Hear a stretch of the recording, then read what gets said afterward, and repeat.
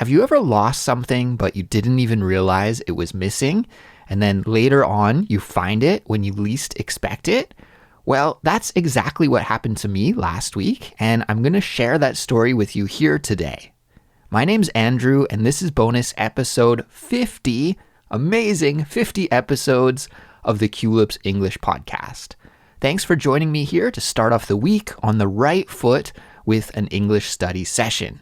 I think we can all agree that having good habits can help us to reach our goals faster, and that's why I'm here to help you set the tone and get ready for a successful week of English learning ahead. Now, there's a 100% free transcript for this episode that you can get by clicking the link in the description or by visiting our website, which is culips.com.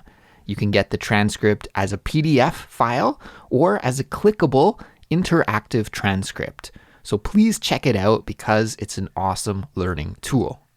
And of course, if you're looking for more great content to improve your English skills with, we've got you covered. We have hundreds of lessons on our website.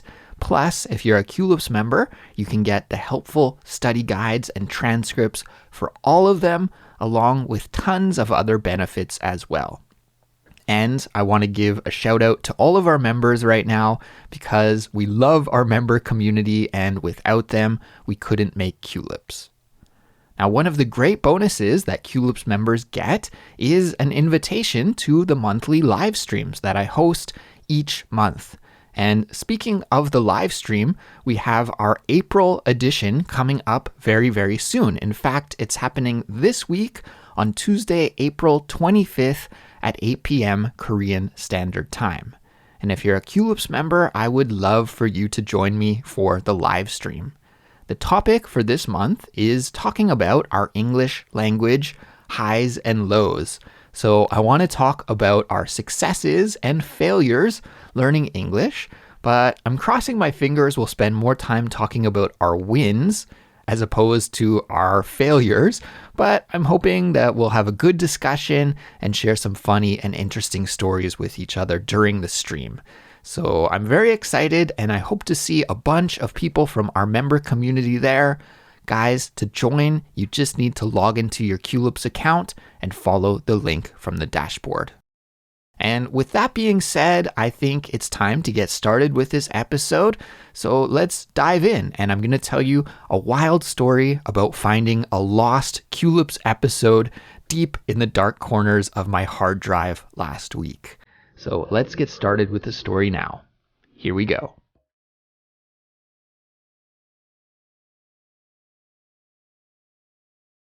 I spent some time last week doing something that I hate doing, which is cleaning.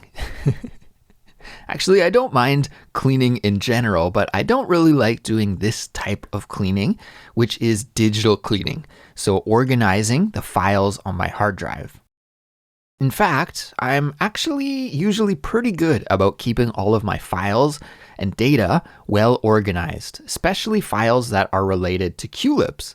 But you know, over time, some things get a little messy, and I need to go through my hard drive and tidy things up every once in a while, just so that it's nice and organized. I usually do this every 6 months or so, and I think just like it's a good idea to do a deep clean of your house a couple of times a year, it's also good to do a deep clean of your digital life a couple of times a year too. So I did that last week. Last week, I did some digital spring cleaning. And while I was doing my digital spring cleaning, I came across some files from 2021, a couple years ago, for a simplified speech episode about fusion food. And fusion food is what happens when we combine dishes or ingredients from different countries or culinary traditions to create a new dish, right? So if you combine Mexican food and Indian food, for example, then that would be a fusion food. Now, what was weird about that episode that I found on my hard drive is that all of the files were just raw audio recordings of me and Cassie. The episode wasn't edited or processed or anything like that. It was just the original recording files. And since these files were over 2 years old, I couldn't remember exactly what was happening with that episode. So I checked back through the spreadsheet that I used to organize all of our Culips episodes, and I realized that we never released that episode. So that means that sometime a couple of years ago, Cassie and I recorded a conversation about fusion food, but it fell through the cracks and I forgot about it. By the way, that's a great idiomatic expression that I just used, to fall through the cracks. If something falls through the cracks, then it means that it has unintentionally been overlooked or neglected or forgotten. So that episode about fusion food fell through the cracks because I totally forgot about it and it was unintentional. Of course, I didn't mean to do that. So I was excited to find this lost episode on my hard drive. I immediately sent the files over to our awesome audio editor, Marshall, and I asked him to turn them into a simplified speech episode for us. Well, Marshall did his thing. He worked his magic, and a couple days later, he messaged me back, and he told me that he put the episode together, but there were a few problems. The first problem was that the episode was very short. Now, maybe you've noticed, I'm not sure, but in general, here at Culips, we try to make our simplified speech episodes around 20 minutes or so. That seems to be the sweet spot that many of our listeners like, 20 minutes of content. However, that episode, the fusion food episode, was much shorter. It was only around 10 minutes long or so. So that wasn't very good. The second issue was that towards the end of the episode, Cassie's mic started picking up some noise from the traffic outside of her apartment. And that also wasn't very good. That means that those parts had to be cut out and removed because it was too difficult to hear Cassie over the traffic noise.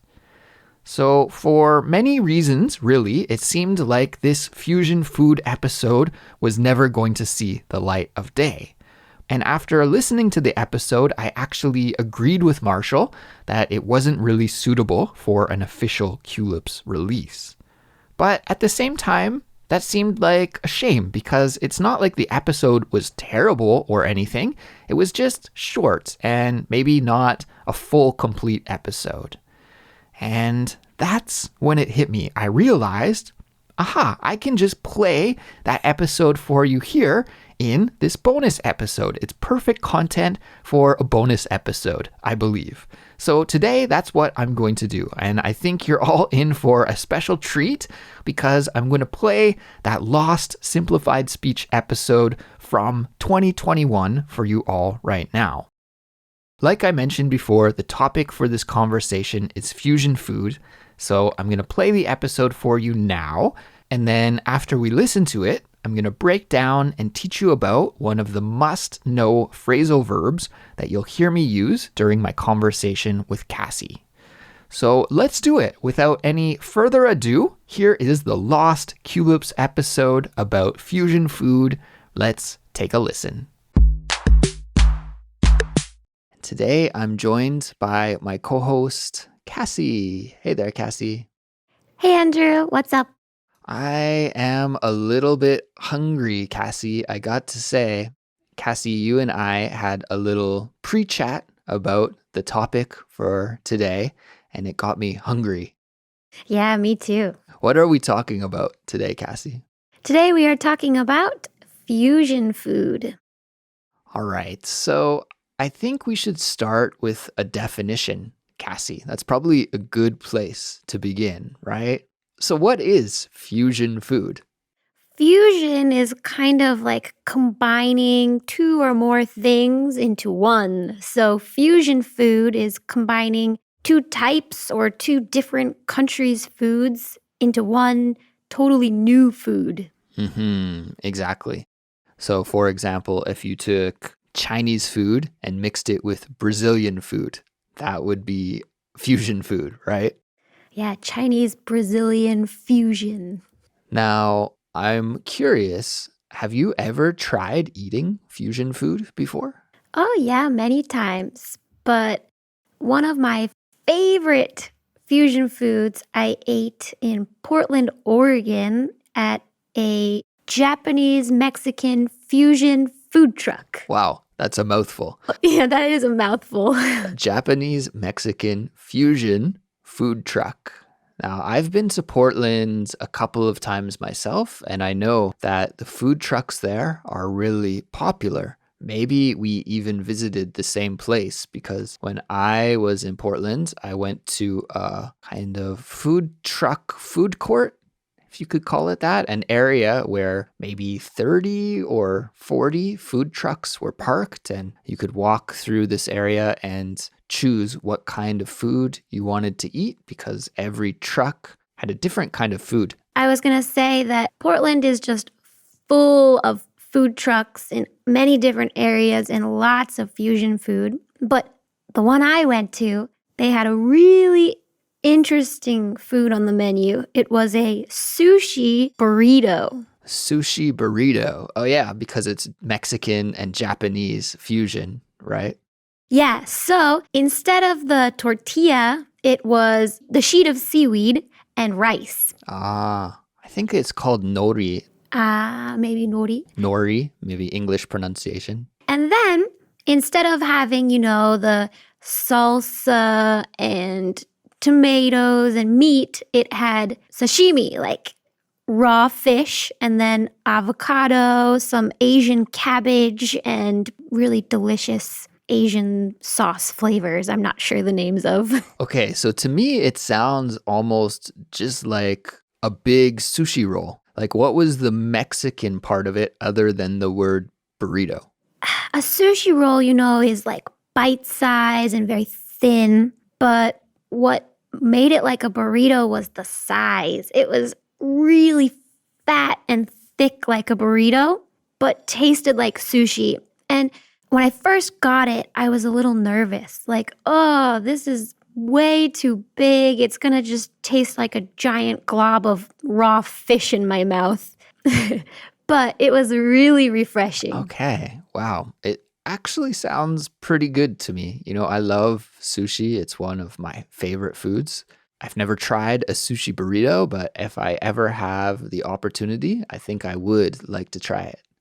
Yeah, you totally should. Actually, I think Asian food and Mexican food mix really well together to create lots of different types of fusion foods. Don't you agree, Andrew? Yeah, this is another food that I haven't tried, but I've heard about because, well, I sometimes watch food shows on TV, and for whatever reason, these days there are a lot of famous chefs who come from a Korean American background, and they've experimented a lot with mixing American foods with Korean food. We're talking about Mexican food, but there are so many Mexican people in the USA, and Mexican food is so readily available in the USA that we could almost consider it like an American staple, right? Like the taco is kind of a staple of America now. I've heard of these kind of kimchi tacos. So kimchi is a fermented cabbage that is prepared with a red pepper paste sauce, and it's very spicy and sour at the same time. Probably the most famous food in Korea, the most well-known Korean food. Koreans eat it every day. So these chefs have kind of remixed the taco so that there is kimchi inside of it. Yeah, this is another really interesting way to pair Asian food with Mexican food. Yeah, I've never had a kimchi taco, but I have had kimchi tater tots. And tater tots are another really delicious street food in America. They're like fried potato wedges, I guess.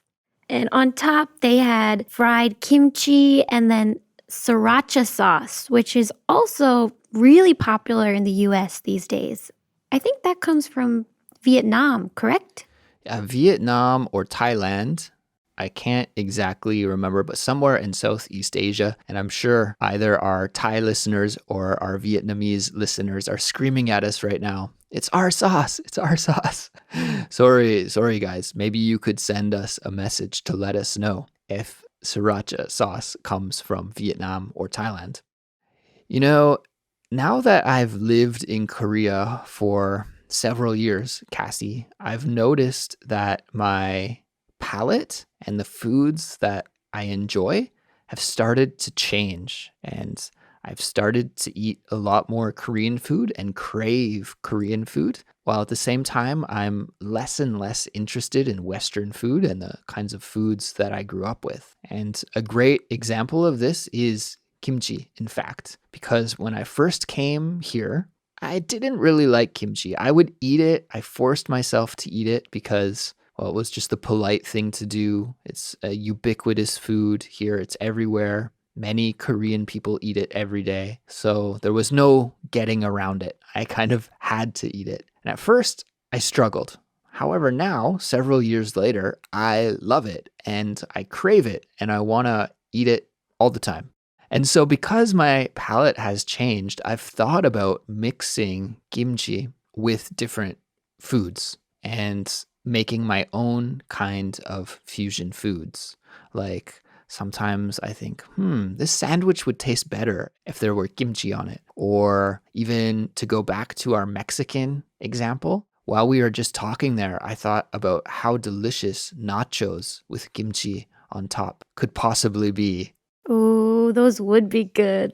Do you have any examples of that? Have your tastes evolved a little bit since you've been abroad? And have you remixed any of the food that you eat?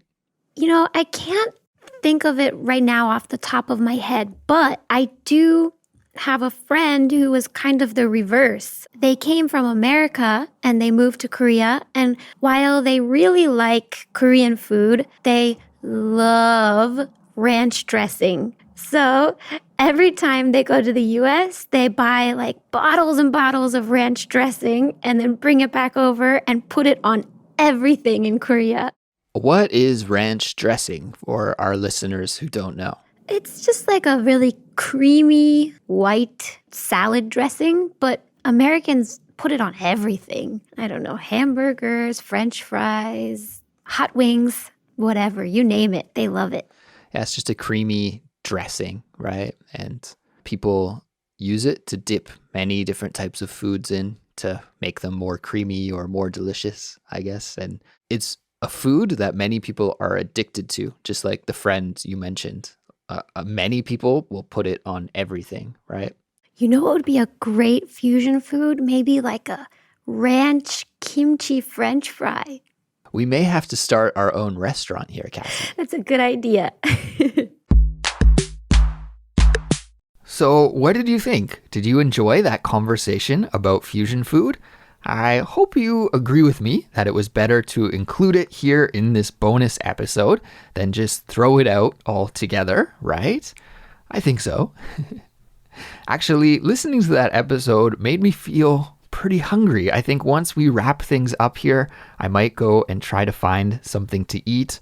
I doubt I'll be able to have a sushi burrito, but it's likely that I can find something with kimchi in it, so I'll probably go with that instead.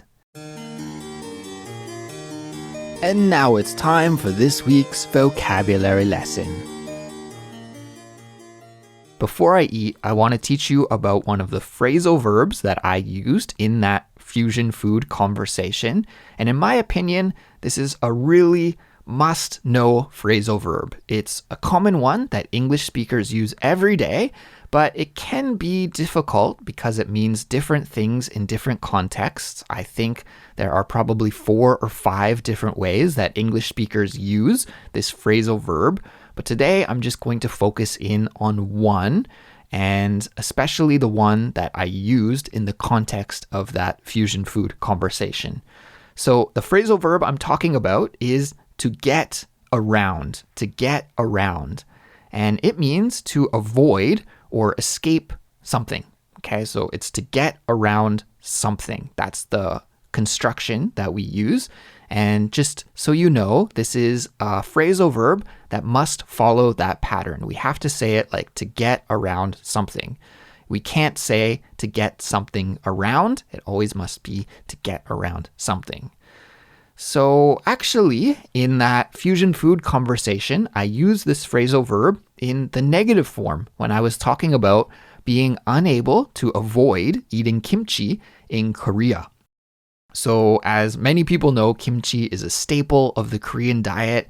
And if you live in Korea, you're going to eat kimchi often. There's no getting around it, there's no escaping it. So, I want to play that conversation clip for you again so you can hear me use the phrasal verb in context a couple of more times.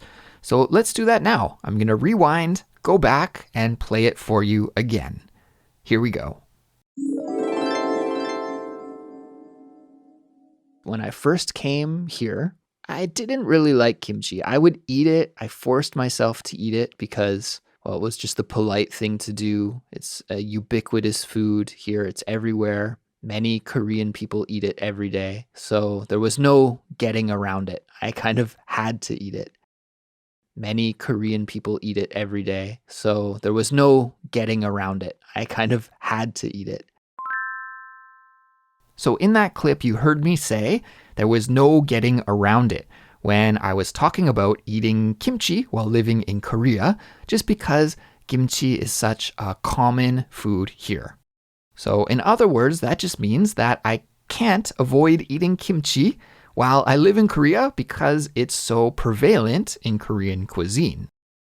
So now that we know that to get around something means to avoid or escape something, let's hear how English speakers use this phrasal verb in their everyday lives by listening to some example sentences. I've got 3 prepared here for you, and we'll start with the first. Here we go. Example sentence number 1. When my parents visited Mexico, they got around the language barrier by using translation apps. When my parents visited Mexico, they got around the language barrier by using translation apps. Let's break that example sentence down. In that example sentence, we hear about somebody's parents who traveled to Mexico, and I guess they don't speak Spanish because there was a language barrier. A language barrier means that people can't communicate easily because they don't speak the same language.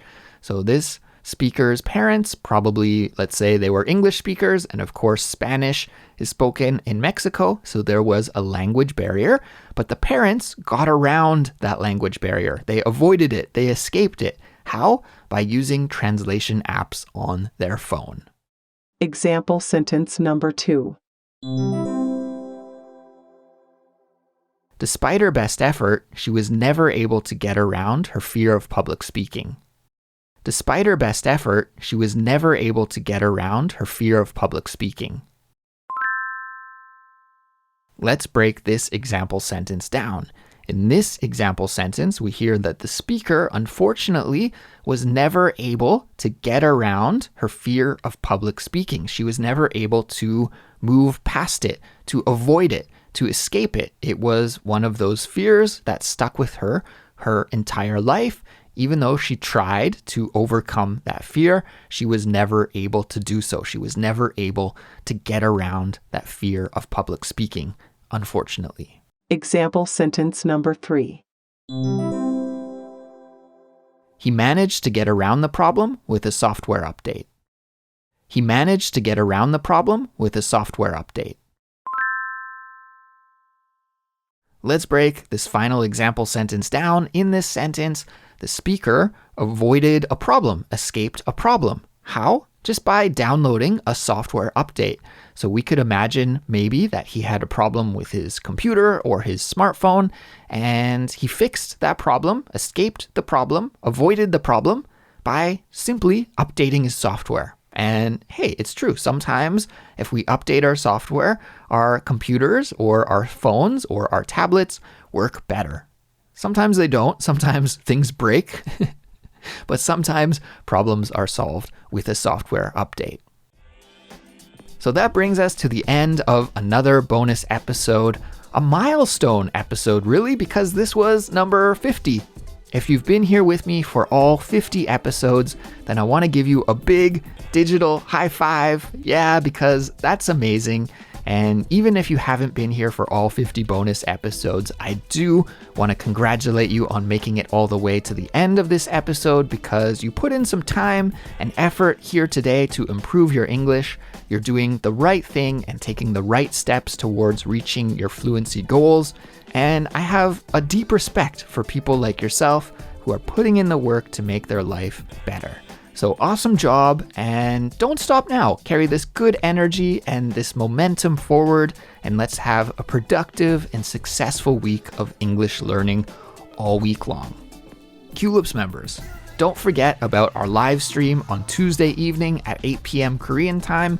I'll see you all then, and for everyone else, I'll be back later in the week with another brand new Culips episode. So until then, take care, and I'll talk to you all soon. Goodbye.